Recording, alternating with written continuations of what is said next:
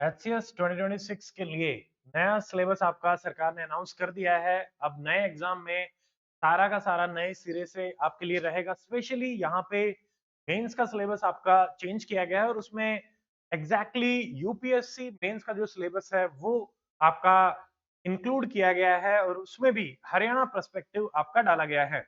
आज के इस वीडियो में हम देखेंगे कि एचएस 2026 सिलेबस जो सरकार ने आउट किया है, न्यू पैटर्न, वो क्या रहेगा और उसमें जो एक सबसे बड़ा एलिमेंट है दैट इज जीएस4 जनरल स्टडीज एथिक्स का जो पार्ट इंक्लूड किया गया है, उसके लिए ब्रीफली मैं डिस्कस करूंगा कि क्या स्ट्रेटजी आप रख सकते हैं। क्योंकि जीएस पेपर 1 2 3 4 काफी हद तक हम पहले भी एचसीएस में करते थे, number of questions definitely come रहते थे, बट अब तो नंबर ऑफ क्वेश्चंस भी बढ़ेंगे, डेप्थ भी बढ़ेगी और जीएस4 तो पूरा का पूरा नया पेपर आ ही गया है। और इन्हीं सारी चीजों में कैसे आप इस पूरे सिलेबस को एक साथ कॉम्प्रिहेंसिवली कर सकते हैं उसके बारे में भी मैं आपको बताऊंगा। चलिए सिलेबस को एक बार डिस्कस कर लेते हैं। देखिए, एक तो सबसे बड़ा जो अपडेट रहा हरियाणा सरकार की तरफ से दैट इज ऑप्शनल जो सब्जेक्ट है आपका उसको रिमूव किया गया है। तो आपका ऑप्शनल हटा दिया गया है। पहले ऑप्शनल पेपर होता था तो ऑप्शनल के हिसाब से ही आपकी लिस्ट जो है वो बनती थी। अब ऑप्शनल नहीं रहेगा। ऑप्शनल में बहुत सारे वेरिएशन रहते थे तो स्टूडेंट्स ने काफी इसको डिमांड में भी रखा, सरकार के सामने भी आया और काफी चेंज भी करे गए और सरकार ने इसको माना भी। एक अब इस टाइम पे आपके पास एक लेवल प्लेइंग फील्ड है, आपके पास सेम पेपर है प्री में भी और मेंस में भी। ये एक बहुत बड़ा चेंज हुआ है और काफी अप्रिशिएबल भी है। ठीक है, ये हरियाणा गवर्नमेंट गैजेट है तो इसको हम डायरेक्टली देख लेते हैं। देखिए, 7 जनवरी 2026 को ये पब्लिश हुआ है। नाउ इसमें ये क्या बात कर रहे हैं, देखिए, in the pursuance of rule 11(1) Haryana civil services executive. ठीक है, तो उसके कंटेक्स्ट में ये आया है आपका। एंड नोटिस दिस डेटेड 9 फरवरी 2021। यहाँ पे जो सिलेबस है वो आपका ये रहने वाला अपडेटेड सिलेबस। देखिए, सबसे पहले प्रिलिमिनरी एग्जाम जो है उसके सिलेबस के बारे में हम बात कर लेते हैं। प्री में सिलेबस में कुछ चेंज नहीं हुआ है। एग्जैक्टली आपका जो सिलेबस है वो अभी भी आपको सेम देखने को मिलेगा। दैट इज देखिए, जनरल साइंस है तो यहाँ पे एनसीईआरटी में जो हमारी साइंस है वही रहेगा सेम। करंट इवेंट्स हैं नेशनल इंटरनेशनल इंपॉर्टेंस के। ठीक है, तो करंट अफेयर में आप अगर देखेंगे तो अब जो करंट अफेयर आ रहा है एचसीएस में वो आ रहा है पीआईबी ओरिएंटेड। ठीक है, और उसमें द हिंदू भी आपका एडिट रहता है बट मेनली जो सवाल है वो आ रहे हैं पीआईबी से। डॉक्टर मित्र अकेडमी पे हम आपके लिए ऑलरेडी पीआईबी की आपकी क्लास चल ही रही है जो सारे स्टूडेंट्स के लिए रहती है, वो आप वहां से भी कर सकते हैं। मंथली बेसिस पे भी करेंगे और बहुत सारी करंट अफेयर की क्लास आपको आगे भी देखने को मिलेंगी जो आपका वन स्टॉप सॉल्यूशन रहेंगी प्रिपरेशन का। उसके अलावा देखिए, हिस्ट्री है, इंडियन नेशनल मूवमेंट, ये सेम है एग्जैक्टली सिलेबस हिस्ट्री का। इंडिया एंड वर्ल्ड ज्योग्राफी है। इन दोनों में आपका जो सोर्स है वो रहेगा एनसीईआरटी, न्यू एनसीईआरटी, मतलब जो 2023 और उससे पहले थी आपको वही एनसीईआरटी करनी है और जो नई अभी बदली है उसमें जो भी अपडेट्स हैं वो डेफिनेटली आपको इंक्लूड करनी पड़ेंगी। ठीक है, उसके अलावा हमारा है Indian culture, Indian polity and Indian economy. ये सीधा सीधा यहाँ पे मेंशन करके आपको दिया हुआ है। यहाँ पे सेम चीज आपको बहुत ज्यादा डेप्थ में करनी पड़ती है। इंडियन कल्चर, फाइन आर्ट्स की एनसीईआरटी है, वहां से आप कर सकते हैं। पॉलिटी है लक्ष्मीकांत से, इंडियन इकोनॉमी, कोई भी एक स्टैंडर्ड बुक। और एकेडमी के साथ जुड़े हुए स्टूडेंट जो हैं हम आपको one stop solution already provide कराते ही हैं। बैच के जो स्टूडेंट हैं उनको बैच में ही जो नोट्स प्रोवाइड कराए जा रहे हैं हर सब्जेक्ट के, they are more than enough. आपको और कुछ करने की आवश्यकता नहीं है, हम ऑलरेडी वो सारी चीजें इंक्लूड करते हैं।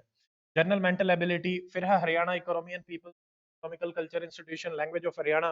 तो हरियाणा का जो पोर्शन है अब लगातार हरियाणा पे सरकार ज्यादा फोकस कर रही है। मेंस में भी अगर आप देखेंगे तो हरियाणा सेपरेटली इंक्लूड किया गया है, जैसा कि आप राजस्थान में भी देखते हैं, गुजरात में भी देखते हैं। बट ये जो पैटर्न है वो गुजरात से मिलता जुलता है।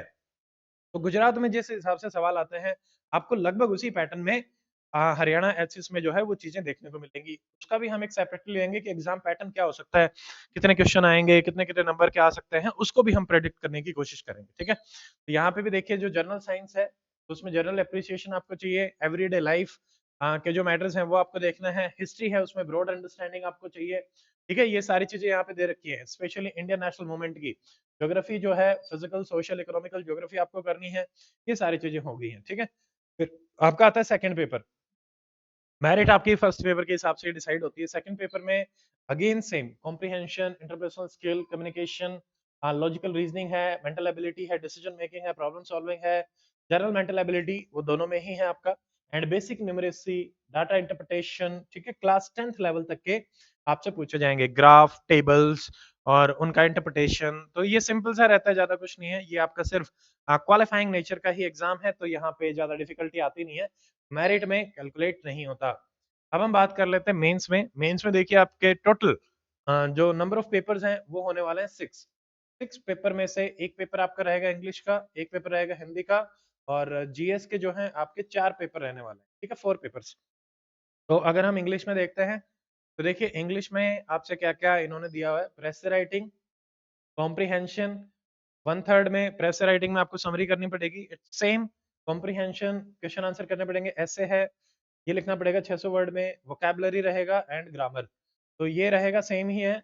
और ऐसे आपको स्पेसिफिक टॉपिक पे मिलेगा, उसी में आपको लिखना पड़ेगा, ठीक है।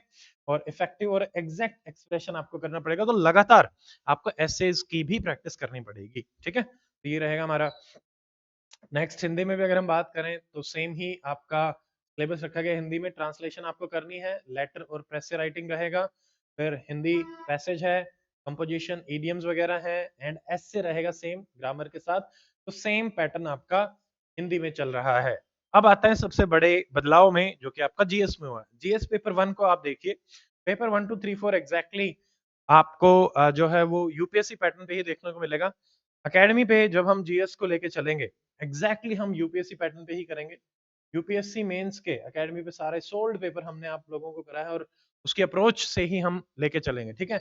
आपको एग्जैक्टली इसी सेक्शन में, जैसे इंडियन कल्चर है तो आर्ट फॉर्म, लिटरेचर, आर्किटेक्चर, इसी हिसाब से आपको सारी चीजें अरेंज मिलेंगी, ठीक है जी। फिर जैसे यहाँ पे मॉडर्न हिस्ट्री है तो वो आपको 18th सेंचुरी से लेके significant personalities and issue, personalities पे अच्छे ज्यादा फोकस करता है, तो उसी हिसाब से आपको हिस्ट्री के नोट्स मिलेंगे। फिर सिलेबस में है freedom struggle, stages, contribution from different part of the country. फिर देखो नया क्या ऐड हुआ है, नया हुआ है post independence consolidation and reorganisation.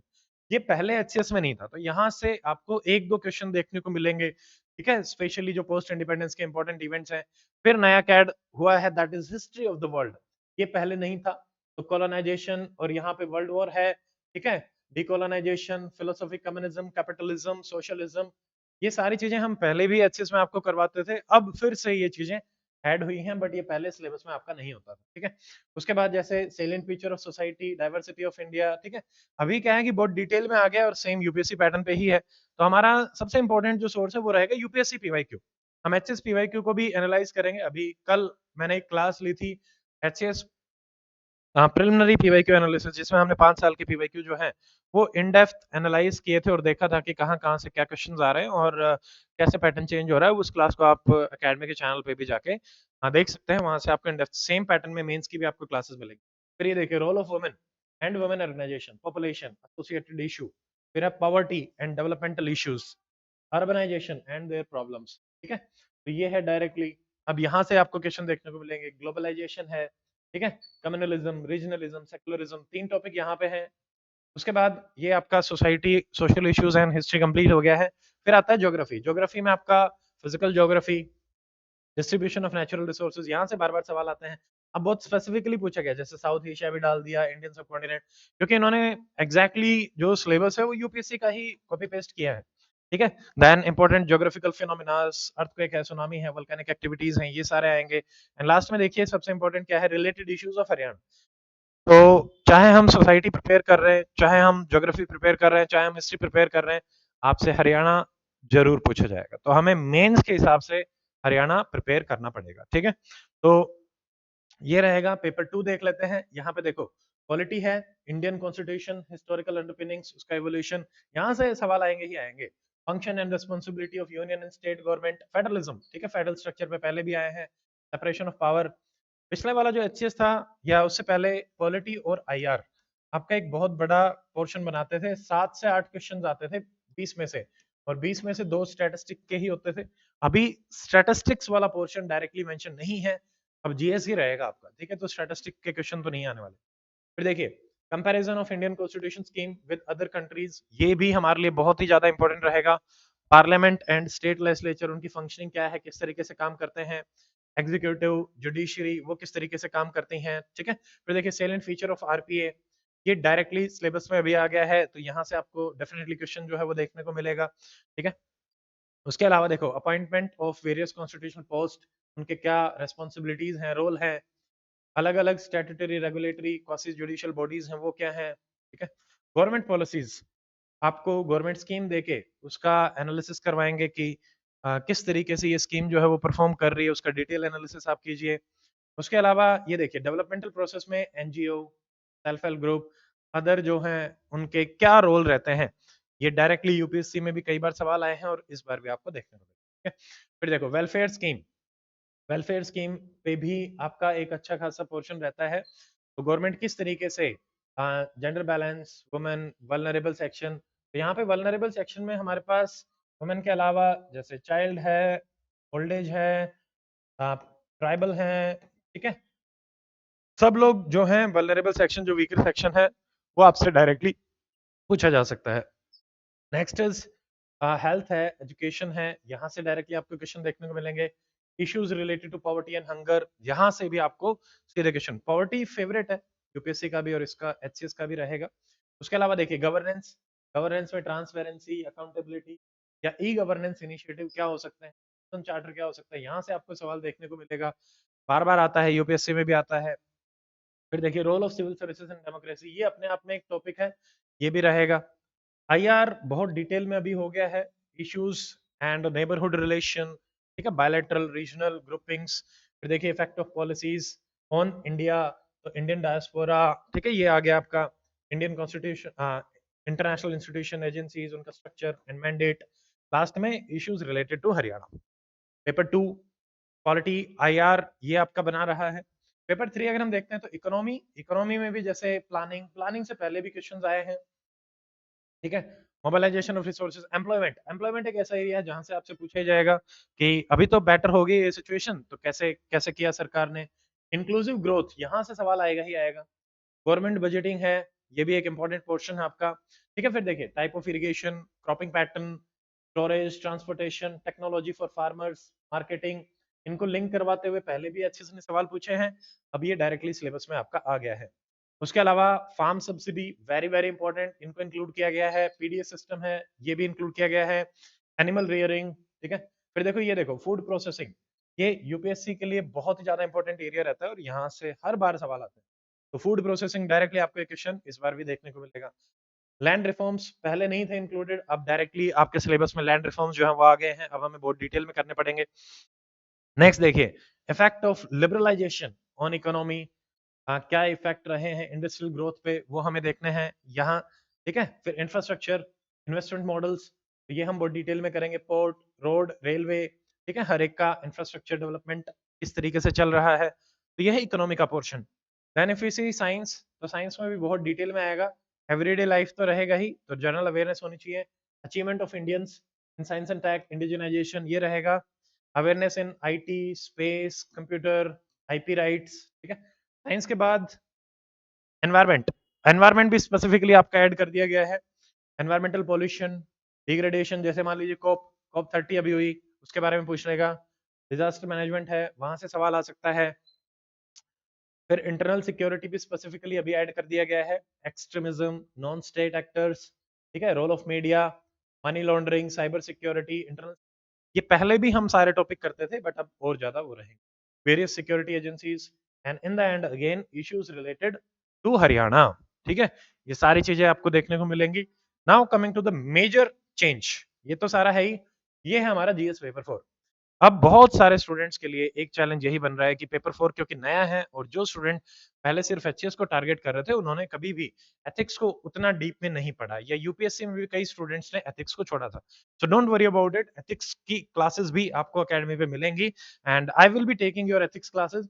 तो उसमें हम बहुत डिटेल में डिस्कस करेंगे। माई score in ethics was quite high, her bar above average से ही मार्क्स आए हैं। 5 मेंस दिए, तो पांचों में जैसे 4 बार, एक बार तो हिंदी क्वालिफाई नहीं हो पाया था बट चारों मेंस में एथिक्स में my score was always above average. तो एक वही मतलब एक स्ट्रॉन्ग एरिया था, वो एक्सपीरियंस अब आप लोगों के लिए भी आएगा। बहुत सिंपल तरीके से हम एथिक्स को पढ़ेंगे, एक एक चीज को, एथिक्स क्या है, इंटीग्रिटी क्या है, एप्टीट्यूड क्या है, ठीक है, कैसे एप्टीट्यूड डेवलप होता है। उसके अलावा एटीट्यूड क्या होता है, एटीट्यूड किस तरीके से होता है, उसके क्या क्या कंपोनेंट्स होते हैं, पब्लिक लाइफ में कैसे हम इसको यूज कर सकते हैं, प्रॉब्लम सॉल्विंग अप्रोच, अलग अलग इश्यूज के लिए क्या रहनी चाहिए, ठीक है। तो इसमें रहेगा आपका, उसके अलावा एथिक्स एंड ह्यूमन इंटरफेस, ठीक है। तो यहाँ पे देखिए what are the determinants of ethics, consequences of ethics, ठीक है। डायमेंशंस क्या हैं पब्लिक एंड प्राइवेट लाइफ में, ये डायरेक्टली है। ह्यूमन वैल्यूज लेसन्स, देखिए दोनों से ही, lessons from great leaders reformers, तो Indian as well as western दोनों हमें करने पड़ेंगे। फिर डायरेक्टली यहाँ से role of family, society and educational institutions in inculcating values, तो ये हम डायरेक्टली पढ़ेंगे सेपरेट सेपरेट तरीके से, ठीक है। उसके अलावा ये देखो जैसे एटीट्यूड, एटीट्यूड क्या होता है, कंटेंट, कंटेंट क्या है, स्ट्रक्चर क्या है, फंक्शन क्या है, व्हाट इज परसुएशन, बिहेवियर, ठीक है, कैसे हम इसको मॉडिफाई कर सकते हैं। एप्टीट्यूड क्या है, सिविल सर्विसेज में उसकी क्या इंपॉर्टेंस है, इंटीग्रिटी क्या होती है, इम्पार्शियलिटी क्या होती है, नॉन पार्टीशनशिप क्या होती है, specially because as a civil servant you are working for a weaker section, तो कैसे एम्पैथी, टॉलरेंस, डेडिकेशन, ये हेल्प करती हैं आपको सर्विस डिलीवरी में। फिर एक बहुत ही इंपॉर्टेंट टॉपिक इमोशनल इंटेलिजेंस, यहाँ से आपको सवाल देखने को मिलेंगे, व्हाट इज इमोशनल इंटेलिजेंस, ठीक है, एप्लीकेशन क्या है एडमिनिस्ट्रेशन एंड गवर्नेंस में, बहुत अच्छे तरीके से हम इन सारी चीजों को कंप्लीट करेंगे। फिर ये देख लो moral philosophers India and world, यहाँ पे हमें 10-12 फिलोसोफर करने हैं, वर्ल्ड में हमें 10-12 फिलोसोफर जो हैं वो करने हैं, इनको हम करेंगे। लास्ट में देखिए public civil services values and ethics in public administration, ठीक है। Status and problem, ethical concerns, dilemma क्या होते हैं, ठीक है, लॉ, रूल, रेगुलेशन, कंसाइंस, तो ये सारा रहेगा। अकाउंटेबिलिटी, ये क्या है, international relationship and funding, corporate governance, मतलब प्राइवेट सेक्टर का जो एरिया है और आईआर का जो एरिया है, वहां पे भी एथिक्स की क्या रेलेवेंस है, तो बहुत डेप्थ में आपसे एथिक्स पूछा जाएगा। और 100 नंबर का पेपर अब तो पूरा। प्रोबिटी, प्रोबिटी क्या होता है, डायरेक्टली क्वेश्चन आएगा, what is probity, probity in governance. Then information, जैसे राइट टू इंफॉर्मेशन पे सवाल आएगा, code of ethics, code of conduct, ये सीधे सीधे टॉपिक है। चार्टर, वर्क कल्चर क्या होती है, कैसे इंप्रूव कर सकते हैं, what are the issues with work culture, service delivery क्या है, ठीक है। लास्ट में यहाँ पे है case studies on about issues, तो आपको हो सकता है कि 50% of the paper will be related to the case studies and 50% of the paper will be related to the theoretical part, जैसा कि यूपीएससी में आता है वैसा ही आपको देखने को मिलेगा जहां तक मेरा एक्सपीरियंस। ओके, तो ये है सारी चीजें। और एथिक्स में देखिए अप्रोच के बारे में बात करें तो वैसे तो सोर्सेज अगर मैं आपको बताऊं तो कुछ स्टैंडर्ड बुक जो हैं प्रिपरेशन के लिए, ठीक है। सुब्बाराव जी की एक बुक है जिसको स्टूडेंट्स फॉलो करते हैं, अच्छी बुक है बट वो काफी बल्कि है। सेकंड, लेक्सिकॉन की एक बुक आती है जो यूपीएससी में फॉलो करी जाती है, बट वो वहां पे कई बार कंसेप्ट उतने बिल्ड नहीं हो पाते, अच्छी बुक है अगेन, बट वो थोड़ा सा कंसाइज हो जाती है, तो दोनों की अपनी अपनी प्रॉब्लम्स है। फिर एक बुक है यूएनडीपी और डीओपीटी की, उसमें है ethics in public administration, ethics in public administration, तो वो भी काफी अच्छी बुक है, वहां से बहुत सारे एग्जाम्पल्स आपको मिलते हैं, ठीक है। फिर एक और है मोमेंट ऑफ एथिक्स, वो यूएसए एडमिनिस्ट्रेशन की एक बुक है। तो जो मैंने पढ़ी है, ये चारों बुक मैंने पढ़ी है, और यहाँ से जो एसेंस है और हर चीज के हिसाब से जो आपके लिए रेलेवेंट है वो कंटेंट हम करेंगे एथिक्स में। ओके, तो यही आपकी जल्दी ही क्लासेस जो हैं एथिक्स की शुरू होंगी और उनको हम बहुत डिटेल में करेंगे, डेली बेसिस पे थोड़ा थोड़ा करते हुए चलेंगे ताकि जल्दी से हम उसको भी बिल्ड कर पाए नोटिफिकेशन आने से पहले, ठीक है। बाकी और कोई आपके डाउट है तो आप डाल सकते हैं। डिटेल्ड एथिक्स को कैसे लेना है वो, क्योंकि एक लंबा वीडियो रहेगा, उसके बारे में भी हम बात करेंगे और मैं आपको दिखाऊंगा भी कि किन किन चीजों को आप लेके चल सकते हैं, ठीक है, वो एक अलग पार्ट रहेगा। तो now HS 2026 new syllabus new pattern, तो अपने आप में देखिए बहुत सारी चीजें बदल रही हैं, तो काफी हमें सीरियसली चीजों को लेके चलना पड़ेगा। सोर्सेज मेंस में डेफिनेटली अपग्रेड करने पड़ेंगे, इन डेप्थ चीजों को पढ़ना पड़ेगा, क्योंकि पहले जहां 4 सवाल आ रहे थे अब वहां आपको 10 सवाल देखने को मिलेंगे, तो आपको डेप्थ में चीजें करनी पड़ेंगी। जहां 2 आ रहे थे अब 10 देखने को मिलेंगे, ऐसे पैटर्न चेंज होगा।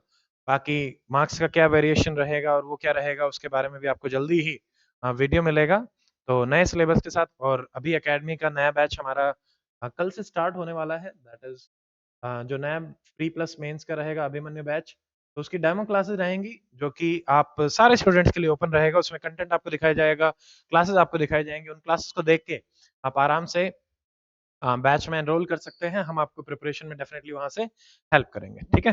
तो ओपननेस हम रख रहे हैं, हम हमेशा ही अपनी क्लासेस को स्टूडेंट्स के लिए दिखाते ही हैं पहले से ही। आप drmitacademy.com वेबसाइट पे जा सकते हैं, वहां से आप कोर्स की जो डिटेल है वो देख सकते हैं। ठीक है, अभी यहाँ पे ओपन नहीं हो रहा, आप वेबसाइट पे जाएंगे तो आपको सारी चीजें दिख जाएंगी। आप आराम से जाइए, देखिए। एंड अभिमन्यु बैच कल से वैसे डेमो क्लासेस हैं, आपको लिंक वगैरह जो है वो शेयर कर दिया जाएगा।